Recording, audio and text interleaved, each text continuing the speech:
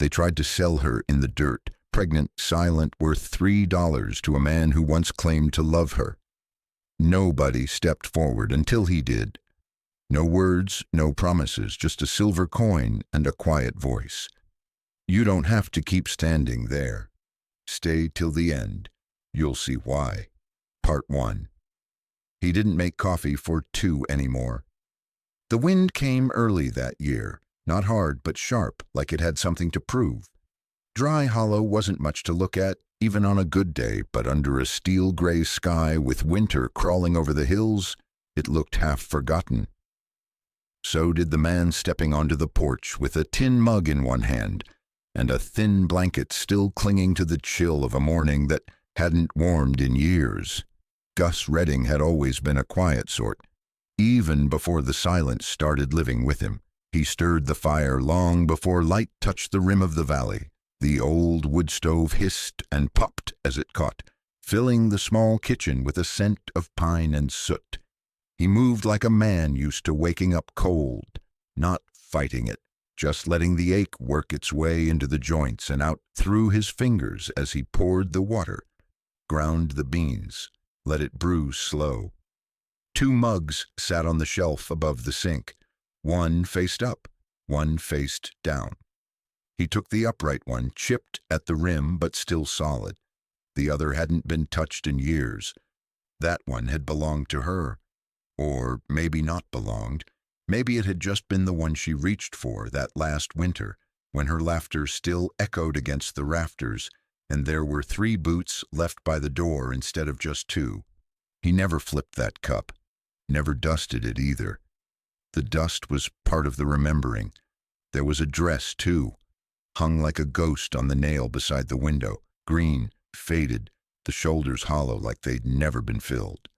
Once she'd worn it to town and made fun of how Gus's ears turned red every time someone said he looked proud. He wasn't proud, he was just trying. There's a difference. He sipped the coffee standing up. Never sat anymore unless the work was done, and the work was never done. Fence boards kept warping, cattle got restless before the snows, and that eastern line kept sinking, in places it hadn't before. He patched what he could, ignored what he couldn't. Some things didn't need fixing if no one was around to notice. The ranch was a small thing, just a house that leaned too far west, and a barn with half its shingles peeling, like a dog that stopped caring how it looked. But it had 4 walls, a warm stove, and a man too stubborn to let it go. Gus had never left Dry Hollow, never could. Some folks leave grief behind by moving, others carry it. He'd built a life sturdy enough to hold it without breaking. Outside, snow flurried light over the porch rail, not a storm, just a whisper of what was coming. He ran his hand along the edge of the door frame as he stepped back inside. Rough wood, worn smooth by habit. Inside, the silence waited where he'd left it. He set the mug on the table, the steam twisting like breath in cold air. He didn't rush the sip. A man alone has time, and not all of it needs filling. He looked once toward the other mug. Still turned down, still untouched. Then he set to work. The shed needed restacking, and the mule had thrown a shoe. He saddled up old Birch, slower now, but still loyal, and headed into town. Not for anything in particular. Just something about the sky said he ought to be among people, even if none of them said much. The ride in took most of the morning. The trail dusted in white, the sagebrush brittle enough to snap under hoof. Dry Hollow's main street was 1 wagon wide, and its businesses leaned together like old men playing cards, quiet, suspicious, and creaky in the joints. There wasn't much bustle, but what there was had gathered in the square near the feed store. Gus tied off Birch and walked over. He didn't speak. He just watched. And that's when he saw her. A girl, not young enough to be called one, but not quite hardened into a woman yet. Maybe 20, maybe a little more. Pregnant, clearly. Her dress was patched in places and split in others. She wore a scarf, green once, now the color of old celery, tied around her neck like it was the last thing in the world she owned that hadn't been taken. A man stood beside her, red in the face, reeking of sweat and something meaner. He waved a paper in the air, shouting about debts and rights, calling her things a man shouldn't call a woman, especially not in front of strangers. But no one stopped him. No one stepped in. That's the thing about these towns. Folks know when to look away, and they've learned to do it well. Gus didn't move. Not yet. The man barked louder. $3, take her, she's yours, ain't mine no more. Laughter, nervous, ugly, then silence. She didn't beg, she just stood there. A wind caught her scarf and tossed it like a flag on a broken pole. She didn't grab for it, just let it fall. Her hand, thin, raw, gripped a cloth bag like it was holding her together. Her belly moved once under the dress, and she winced, but still didn't ask for anything. Most of the crowd shuffled off. The drunk spat and turned his back. Only Gus stayed. The sky had turned the color of tin, and snow whispered down without hurry, and he stepped forward. No fanfare, no words yet. Just one boot after another through the cold dirt of Dry Hollow's main street. A thin silver coin rested in his palm, tarnished, old, worth more than the man deserved, but enough to be done with it. Gus held it out. The man blinked, then laughed, then took it, and that's how it began.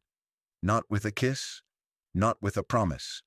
Just one quiet man, one tarnished coin, and a woman who hadn't been looked at with decency in too long. Part 2. A pregnant girl in a torn green scarf was being auctioned off. The square in Dry Hollow wasn't meant for crowds, just a dusty stretch between the post office and the saloon, where sun cracked the dirt and the wind didn't carry much news, except who owed whom and who hadn't made it through winter. But that morning, folks gathered, not because they wanted to, but because something loud and mean always draws a crowd. The man yelling had whiskey in his voice. You could hear it before you saw him, thick, sharp, slurring like a knife-scraping bone. He stood on a flatbed wagon borrowed from the livery, his shirt half untucked, and a red welt across one cheek that didn't look like it came from a man's hand. His name was Rafe Calloway, though most just called him the fool who got left. He wasn't from Dry Hollow, came down from the hills, chasing work or running from something. It was never clear. What was clear was the young woman he dragged forward by the arm. Her scarf was green once, ribbons on the edges faded now and fraying like the rest of her. Her dress clung to her belly, swollen with child, and she stumbled when he pushed her to the edge of the wagon. Mud clung to her hem. Her hands trembled, gripping the folds of a canvas bag pressed tight against her stomach. A wind came down from the ridge and lifted the edge of her scarf. A lock of brown hair blew across her mouth, but she didn't brush it back. Just stood there, still, as if movement might make her fall apart. "This here's Clara," Rafe bellowed, swinging a bottle that sloshed with something that didn't smell like kindness. "She ain't got no home no more, and she sure as hell ain't mine. But she can scrub and she can cook, and she's carrying a good-for-nothing baby that ain't gonna cry in my cabin." He laughed. No one joined in. "I'm offering her cheap," he went on, his voice growing uglier with every breath. $3, that's it. Hell, I'll even throw it in the bag. Take her out to your ranch, let her birth in your barn, don't care. Just don't want her following me anymore." Clara didn't flinch, didn't cry, just held that bag like it was the only thing in the world not turning on her. Gus Redding leaned against the post outside the general store, arms crossed. He hadn't meant to stop, meant to pick up nails and salt, then get back before the cold wind turned meaner. But he'd heard the man's voice from halfway down the street. Now he watched, not moving, boots planted in the dirt like roots. Around the wagon, the crowd started thinning. A few men shook their heads. A woman in a blue bonnet muttered a prayer and pulled her child away by the hand. One by one, they stepped back as if Clara was made of sickness or shame, as if looking at her too long might make them remember something they were trying to forget.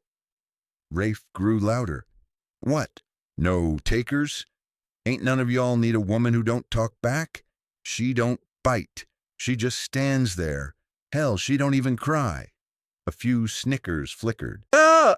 like sparks, then died. Gus didn't move. Clara's eyes didn't search the crowd. She didn't beg. She didn't plead. She just stood on that flatbed framed by a sky too wide to offer shelter. One hand pressed flat to her belly. The other still clutched the bag. Her shoulders were pulled back, not proud, but braced like she'd already learned that every kindness had a hook. Someone muttered, "He ought to be whipped." Someone else said, "Not our business." And in a way, it wasn't. Not to Dry Hollow, not to folks who'd seen harder things and learned to keep their eyes down. But Gus Redding's coffee that morning had gone cold before he even touched it. The second mug hadn't been lifted in 3 winters. He hadn't meant to stop that day. He hadn't meant to watch. But when you've been alone long enough, you start to notice silence that feels too familiar. And in Clara's silence, he heard something that made his boots feel heavier than usual. Part 3, she didn't beg, but she had nowhere left to go.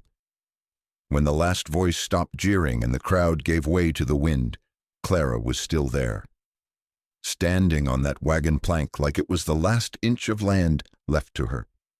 She didn't move, though Rafe had long since jumped down and gone swaggering off toward the saloon, silver coinless, cursing about women and burdens and bad whiskey. The square emptied slowly, like folks weren't proud of where they'd stood. The dust didn't care. It kept blowing, wrapped around Clara's legs, caught in her hair. She didn't brush it away. She didn't ask for shelter, didn't raise her voice or lower her eyes. Just stood, small and steady, the bulge beneath her dress rising and falling with breath that looked too calm to be honest. One man hitched his wagon, glanced her way, then turned back to his reins like she'd already vanished. A woman stepped out of the mercantile, looked at her for a long second, then went right back in. Even the town dog, half blind and prone to sleeping by the trough, wandered past her without pause. Clara closed her eyes, her fingers tightened around the worn canvas bag. Inside were 3 things: a silver ring with a bent band, a button from a coat she no longer owned, 6 kernels of dried corn wrapped in paper that had once held a prayer. It wasn't much, but it was what she had. And it was hers. The bag hung from her wrist like something she couldn't afford to set down, not even for a moment. Her green scarf flapped behind her shoulder. The wind was colder now, and she didn't pull it tighter, maybe because she'd grown used to cold. Maybe because part of her didn't feel the point of warmth anymore. The kind of cold Clara carried wasn't from the air. It came from deeper down. A child stirred inside her belly. She shifted her weight, placed a hand against it. The touch wasn't dramatic, just quiet, like a woman reminding herself she still had something left to protect. The wind dropped for a breath, and in that stillness the square sounded like winter coming. Clara opened her eyes. She looked out, but not toward anyone in particular. Not for help. Not even for escape. Her gaze landed on nothing, and stayed. A kind of looking that wasn't about what might come, but what would never come again. Somewhere in her mind, a memory stirred. A kitchen once. The smell of burnt potatoes. A woman's voice humming through cracked teeth. But it was a faint echo now. Time had blown most of the color off it. Behind her, the sun slid lower. Light stretched long across the boards of the wagon. She was still standing, still waiting, but not waiting for rescue. Not waiting for love, just standing. Because she had nowhere else left to go. And sometimes a woman doesn't fall to her knees because she's strong. Sometimes she stays standing because it's the only dignity left. Across the street, Gus hadn't moved either. He wasn't the sort of man folks paid attention to anymore. The kind that did his own repairs, grew his own bitter onions, answered questions with nods. If Dry Hollow had a sound, it was probably Gus's boots against dry porch boards, measured, slow, unhurried by anything that couldn't be fixed with time or distance. But now he was still. Not out of shock, not out of sympathy. He just watched the woman on the wagon, watched the scarf pull loose, watched the stubborn bend of her neck, and something about her silence reached inside him and touched a place he thought had gone cold for good. He shifted his weight, exhaled long through his nose, and stepped away from the post. Part 4. A step forward. One quiet sentence. The dirt between them stretched long and quiet. Afternoon wind blew harder now, lifting bits of straw and grit along the edges of the square. Horses stood tethered, tails flicking, while the saloon doors slapped lazily open and closed in the gusts. Folks had gone back to their regular rhythms, bartering, smoking, muttering, but a few still watched from behind windows, pretending they weren't. Gus stepped forward, not fast, just deliberate, like a man walking toward something that couldn't be left alone anymore. Each bootfall of his was measured, heavy. He didn't make a sound beyond that. No clearing his throat, no awkward cough, just the slow steps of a man who'd carried wire and feed sacks for miles, and who had long ago quit speaking unless it mattered. Clara saw him coming, but she didn't move. Her jaw tightened. Not in fear, but something older, like distrust that had learned to keep quiet, like she was ready to be spit on, bargained over again, or worse, pitied. He stopped at the wagon step, looked up. Her face was raw in the sunlight, not from makeup or bruises, but from being seen when she'd rather not be. Wind had dried her lips. The skin beneath her eyes was pulled taut from sleepless nights and long roads. Gus reached into the pocket of his coat and pulled out something small, dull in the light. A silver coin, rubbed near smooth by years of finger oil and grit.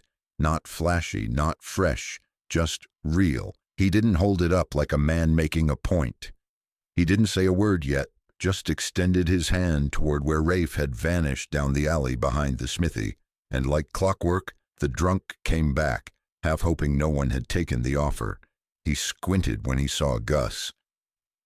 "Hell's that?" Rafe muttered. Gus held out the coin again. $3. Maybe more if you still got a scale that ain't rigged. The man blinked. "What do you want with her?" Gus's voice was low, not menacing, not apologetic, just dry as winter cotton.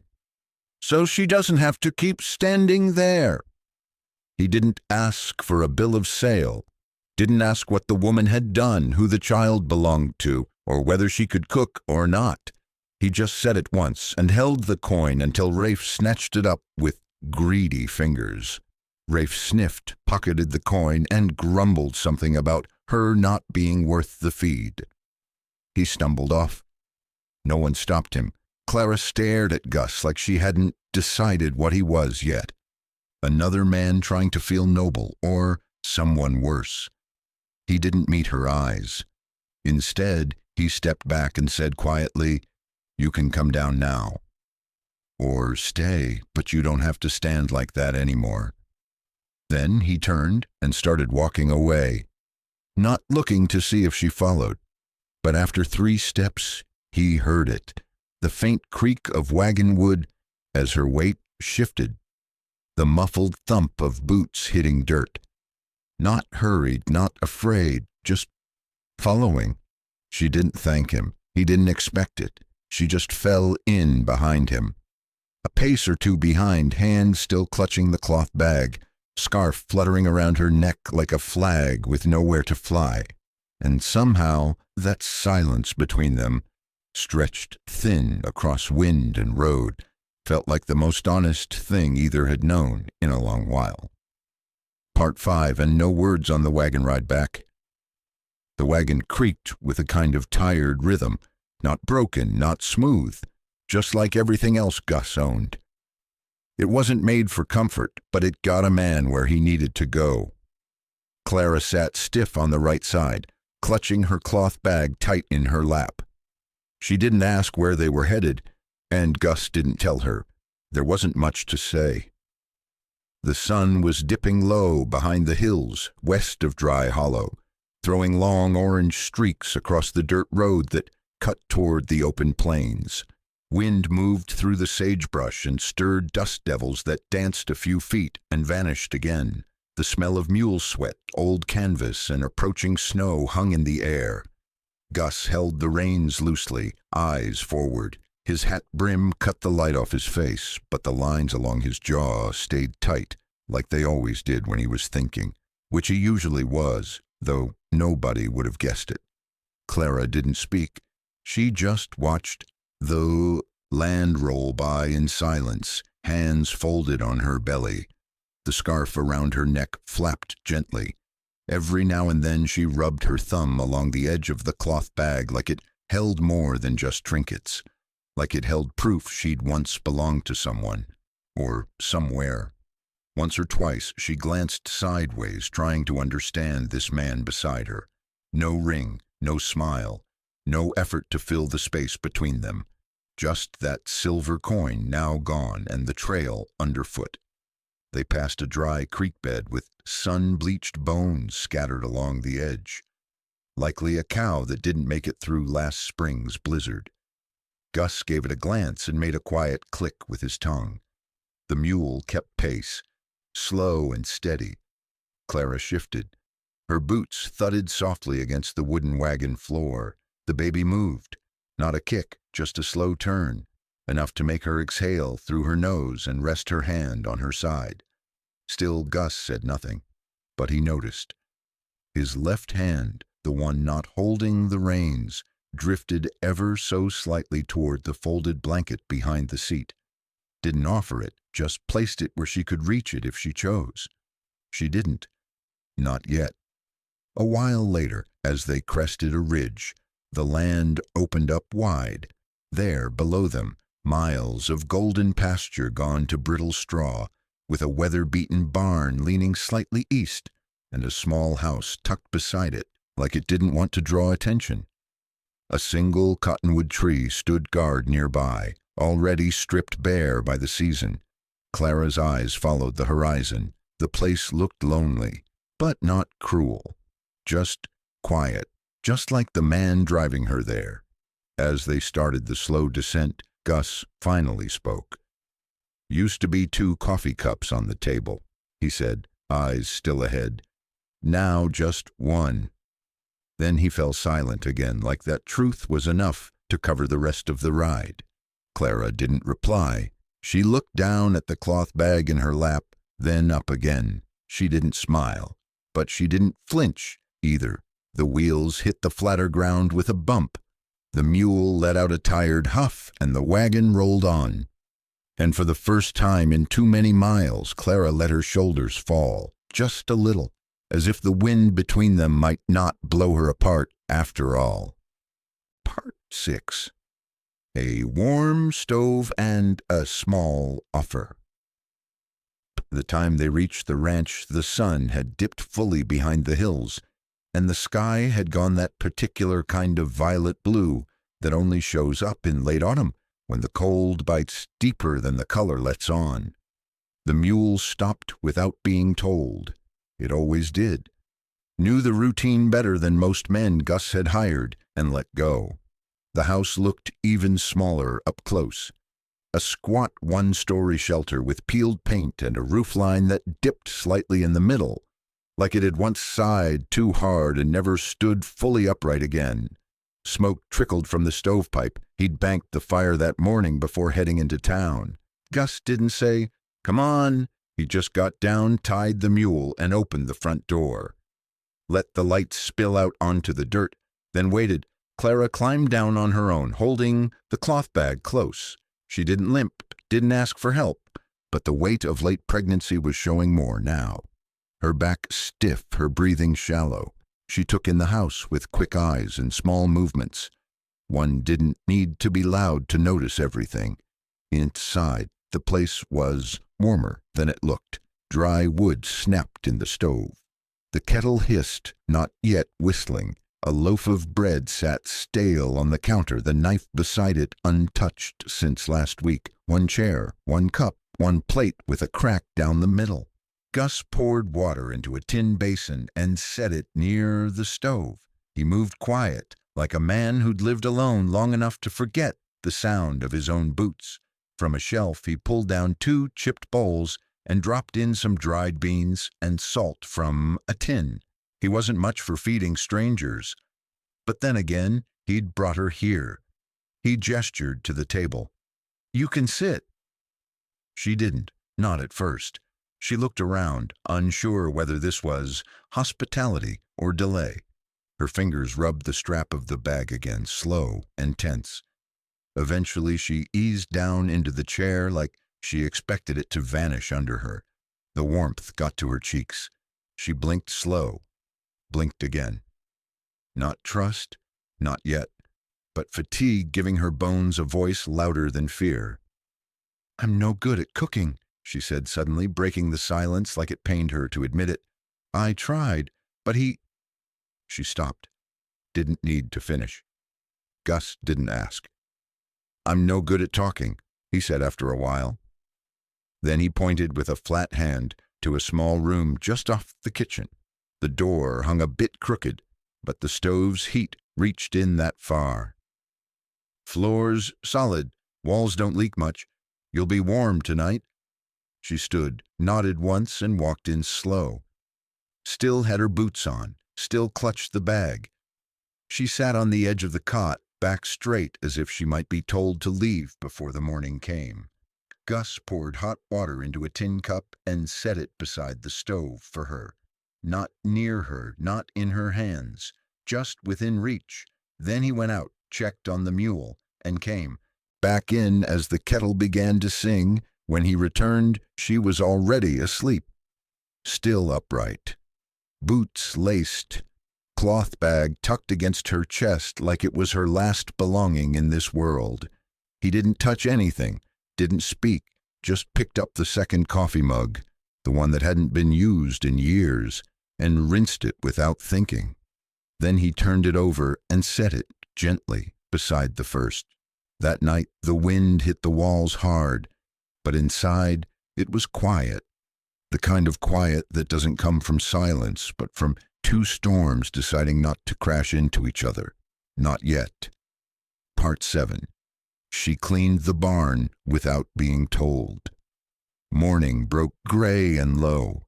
The sky hung close to the earth like a ceiling, sagging with the weight of winter's breath. Snow didn't fall heavy, just drifted soft and steady, the kind that seemed too quiet to stick but always did. Gus was already outside when the rooster called. He didn't keep it for eggs, just like the sound meant something was still alive on the land. He'd been fixing the roof of the lean-to, hammering down warped slats before they gave way completely. The wind stung his knuckles, but he worked without gloves. Always had. Never liked the distance between his skin and the wood. When he came back around to the barn, he caught sight of her. Clara. She was bent low, half in shadow, sweeping old straw and horse dung into a crooked pile with her bare hands. No pitchfork, no shovel, just an old broom she must have found leaning against the doorframe. Her scarf was tied tight against the cold, but her fingers were red, raw, stiff with cold and effort. She didn't see him watching, didn't do it for thanks. There was no script in her movements, just a rhythm, like she was trying to sweep out more than just dirt. Maybe the shame, maybe the memory of being stood in a town square like something less than human. He stepped into the barn and picked up a pair of leather gloves from the hook. Worn, patched, still good enough. He didn't say a word, just walked over and held them out. She paused, looked at them like she wasn't sure if they were a gift or a test. Then she took them, slow, not grateful, not suspicious, just quiet. She slipped them on with care, then kept working. That was all. Gus stayed a few minutes, tending the horses, checking the feed, replacing the water trough. He didn't watch her directly again, but when he stepped back outside and felt the warmth of the stove drifting faintly through the barn wall, he realized something had changed. He couldn't name it, but it was there. Later that day, when he returned from hauling in fence wire from the far shed, he found the front stoop swept clean. The old rocking chair, which hadn't moved in 3 winters, was turned slightly to face the morning sun, and in the kitchen the second coffee mug was sitting on the table, not used, just placed, like someone was waiting to see if it belonged there again. Part 8. He said her name like it meant something. The days leaned deeper into cold. The sun came late and left early. Dry Hollow took on that muted hush it always wore before real snow, the kind that meant work slowed but thoughts didn't. Gus didn't change much in his ways, still rose before light, still mended what needed mending, but his boots made less noise on the porch. His shoulders, while not softened, didn't hunch so sharp anymore, Clara noticed. She didn't speak of it, just watched him from the kitchen doorway, arms crossed under her belly, brow furrowed like she was trying to solve some problem that had no words. She still didn't sit at the table, not fully, just hovered near, like someone unsure if their presence was permission or intrusion. The cloth bag, her only belonging, hadn't left her side. She slept with it, carried it from the barn to the stove, like it held more than just what was inside, like it was proof that something of hers still existed, still mattered. Then came that evening. Wind had died for once. The air lay still, and firelight flickered low across the worn wooden floor. Gus was patching the strap of an old saddle. She sat across from him, folding towels from the wash, though neither had spoken in over an hour. He looked up, fingers paused on the leather, and said simply, "Clara." That was it. Just her name. No tone, no expectation, just the sound of it, plain and full, like he meant every letter and none of the shame it used to carry. She froze, hands still holding a towel half folded. No one had said her name like that in years. The drunk had said it through grit teeth and slurred blame. The court paper had written it wrong.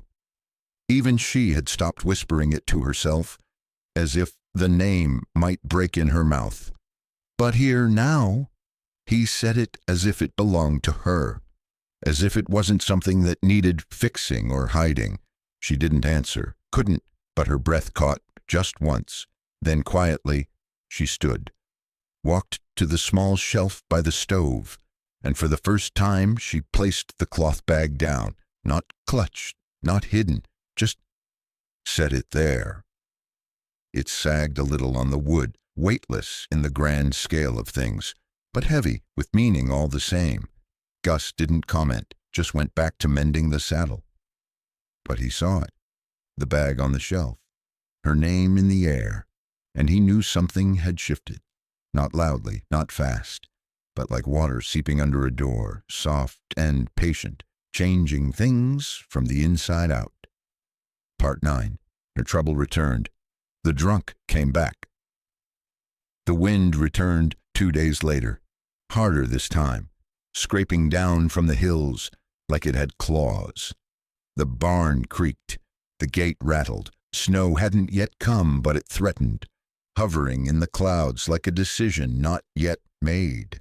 Gus was outside, hammering a hinge back into the chicken shed door when the sound came down the trail.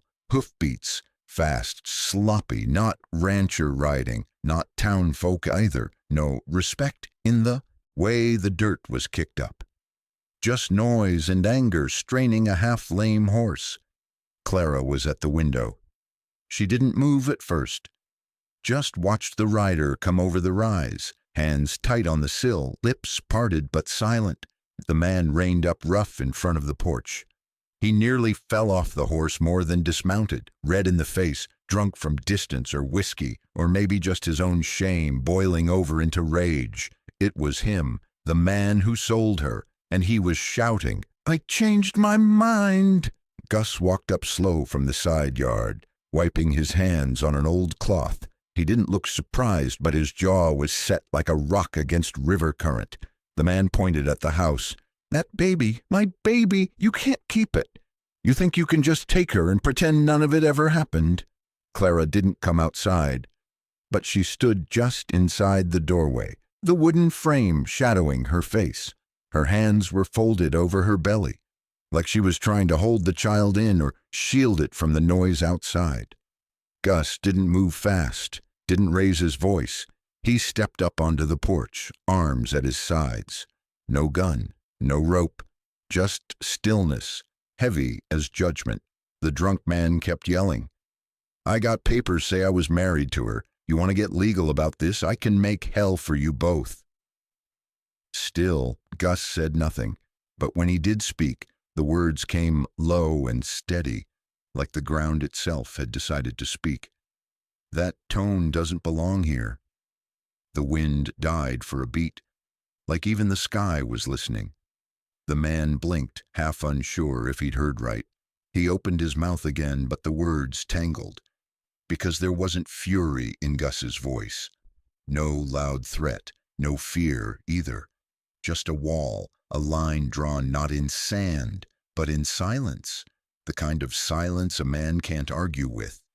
The drunk backed a step as if the weight of the place, the barn, the land, the porch, and Gus himself had finally caught up with him. Then his eyes cut to Clara in the doorway, and something mean flared again. He spat at the ground. "I'll come back with law," he said. "See how quiet you are then." He turned, tugged at the reins. The horse nearly bolted before he could climb up. He rode off like a man losing a fight he hadn't yet admitted he started. Dust rose behind him, not proud like a cattle drive, but pitiful, loose, and bitter. Inside the house, Clara hadn't moved, not for a long minute. Then she let out a breath, long, shaky, like something she'd been holding since the town square finally cracked. She hadn't cried, still wouldn't. But that night she took off her boots at the doorway without glancing around first, just set them there, like someone who wasn't afraid of being told to leave anymore. Part 10. One punch, one door closed. The days turned gray after that. Sky sagging low over the plains, like it was holding something it hadn't yet decided to drop. Gus patched the east fence. Clara stitched a sleeve. That wasn't hers. Nothing was said about the man on the horse. Not that night, not the morning after, but there's a kind of stillness that builds, not like rest, like waiting. It was near dusk when he returned. Again. Same boots, same fury, but this time sober enough to aim it. Gus heard the hooves before the dog barked. He didn't rush. He simply stood from the porch step and wiped his hands on his pant leg, then stepped to the rail like he was expecting a neighbor for coffee. The man didn't dismount this time, just stared down, voice tight now, stripped of spectacle. "She's carrying my child." Gus met his gaze, even, quiet. "No," he said, "she's carrying hers." That lit the fuse. The drunk swung out of the saddle in one clumsy motion, boots landing hard, breath quick with a man trying to reclaim something he'd thrown away too long ago.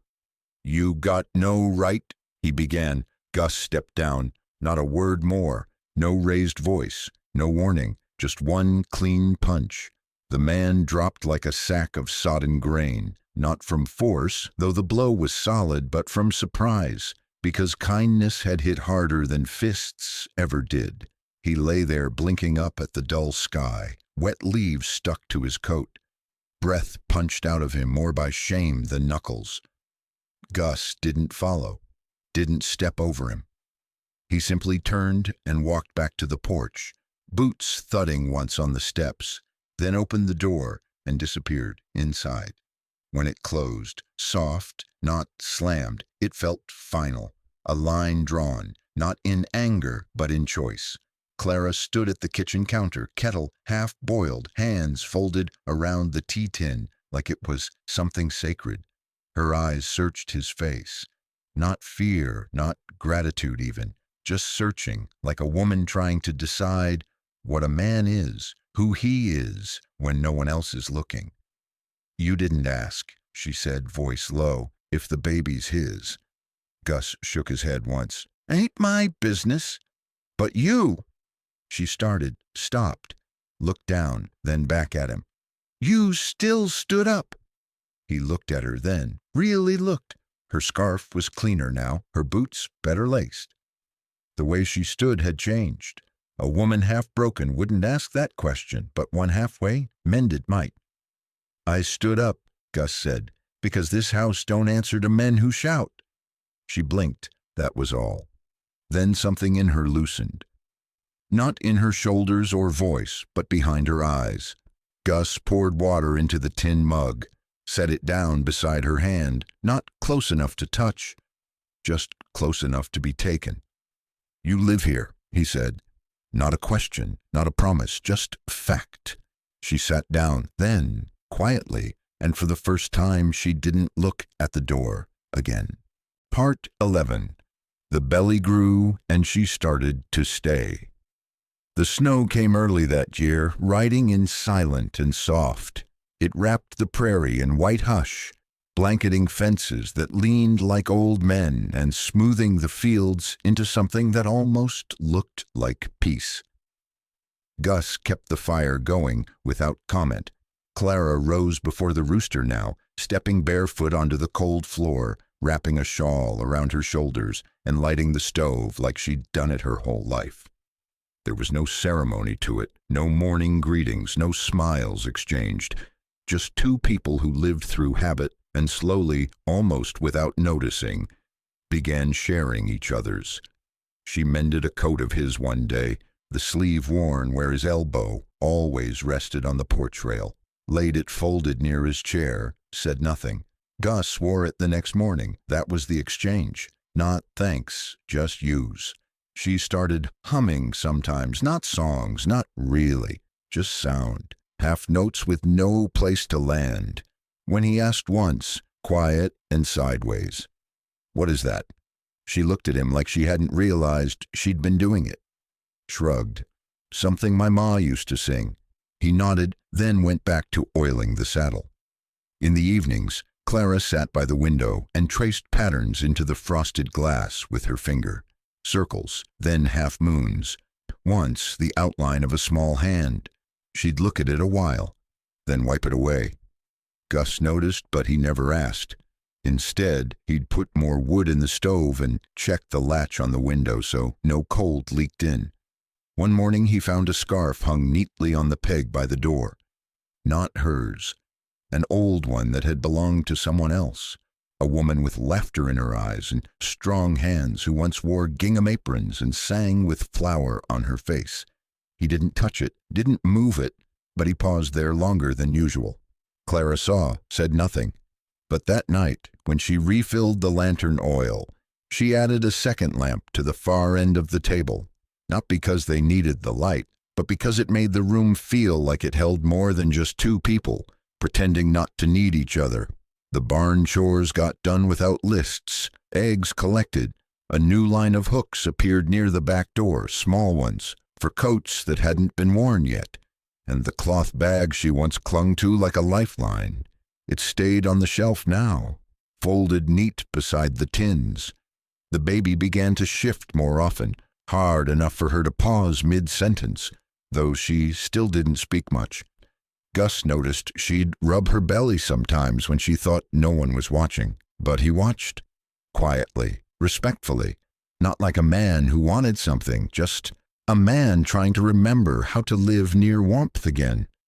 And in that watching she began to soften. There was no big moment, no day she suddenly belonged, but piece by piece, stitch by stitch, cup by cup, morning by morning she began to stay. Part 12. For the first time she gave him something. The wind rolled down off the ridge that evening, dry and sharp with coming frost. Even the chickens huddled tighter in the coop. Feathers puffed, eyes half-lidded against the cold. Inside, Gus had stacked the fire high. He moved like always, slow, careful, never wasting motion. He'd worked ranches long enough to know a man gets no prize for hurrying, except a bad back and broken tools. Clara set the table with 2 tin cups, not 3, not 1, just 2. That had become the rhythm now. Not discussed, just done, like how she folded the quilt tighter over the rocker when she passed, or how Gus moved the boots from the doorway so she wouldn't trip. This night, though, there was something new. A small clay pot sat by the kettle, steam curling soft from its spout.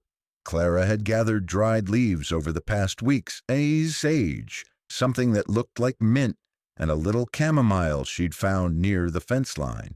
She didn't ask if he liked tea. She didn't ask anything. She just poured. 1 cup for her, 1 for him, pale and grassy, with a scent that spoke of dirt and mothers and something older than comfort. Gus eyed the cup for a while before touching it. She watched him from the corner of her eye, not pressing. Finally, he took a sip. Slow, thoughtful, his brow furrowed, and he gave a small grunt.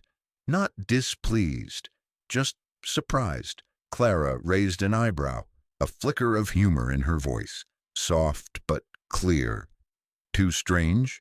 He shook his head, then took another sip. No, he said, just not bad. And that, from Gus, was praise. The silence between them was different that night. Not heavy like it had been, not as stiff as in those first few weeks. It had shape now.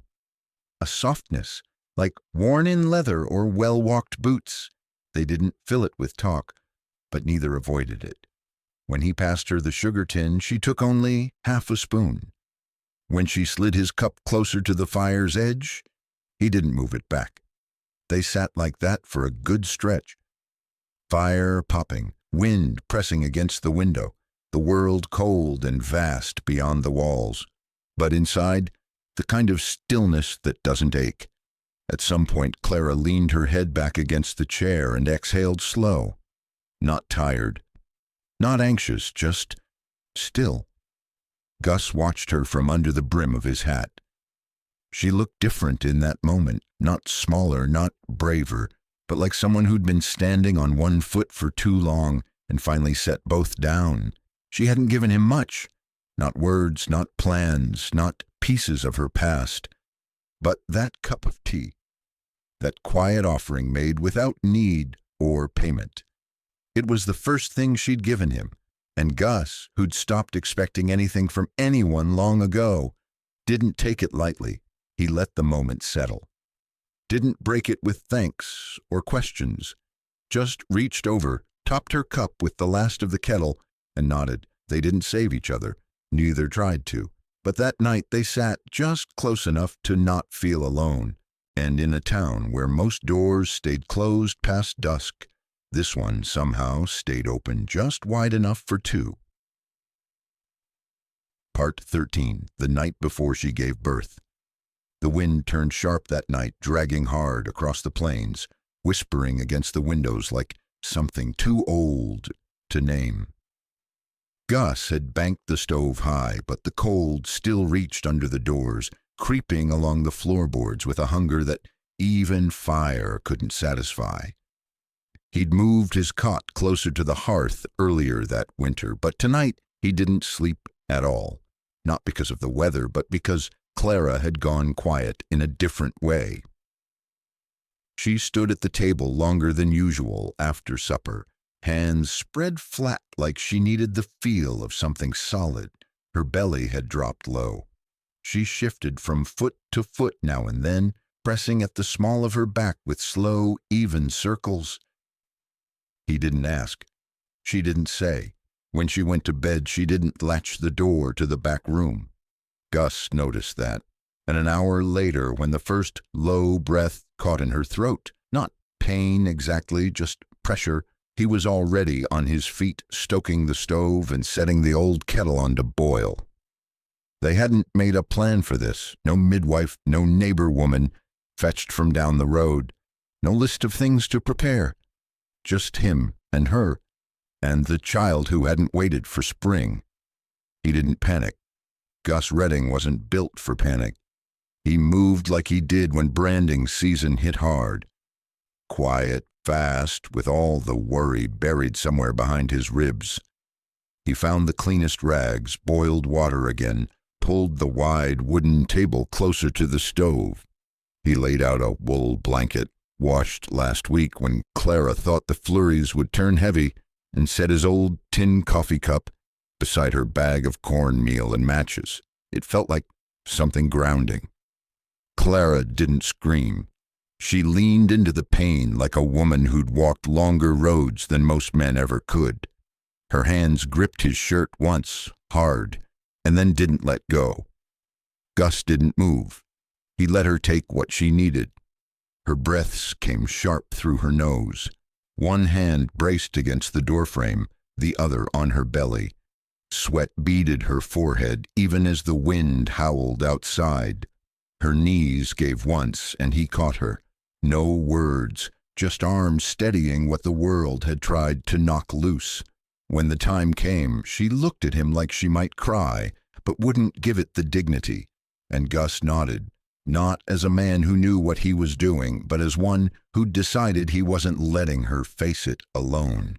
The baby came in the dark hours, after midnight, before dawn. A girl, red-faced and wailing, with lungs that knew how to fight the cold. Gus held her first, surprised by how small she was, and how loud. He looked down at Clara, worn thin and pale, and gave her the softest thing he'd said in years. "She's here." Clara didn't speak, just let her head fall back, tears leaking without permission. Her breath came shallow but calm. Gus wrapped the child in a flour sack towel thick from years of washings. He sat beside the bed as the wind rattled the shutters, and for a long while that was all, just the three of them, and the fire, and a feeling so old and human it didn't need a name. He didn't think of the past. Not the second cup he never poured, not the grave behind the barn, not the way silence had settled on this house like snow on the roof. He only thought of how small the girl was, and how she reached one hand out, blind and insistent, toward the nearest warmth. Part 14. A quiet morning, a name given.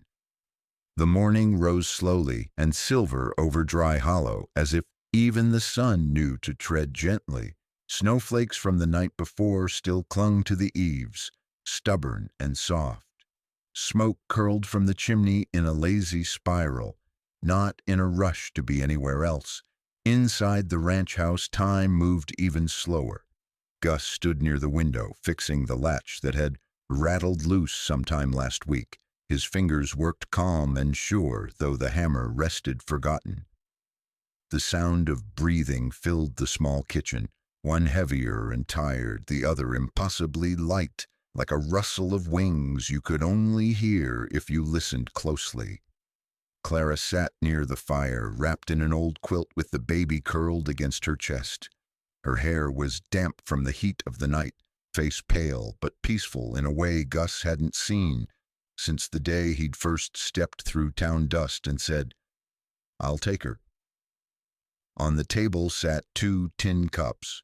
One held coffee, the other milk warmed on the stove.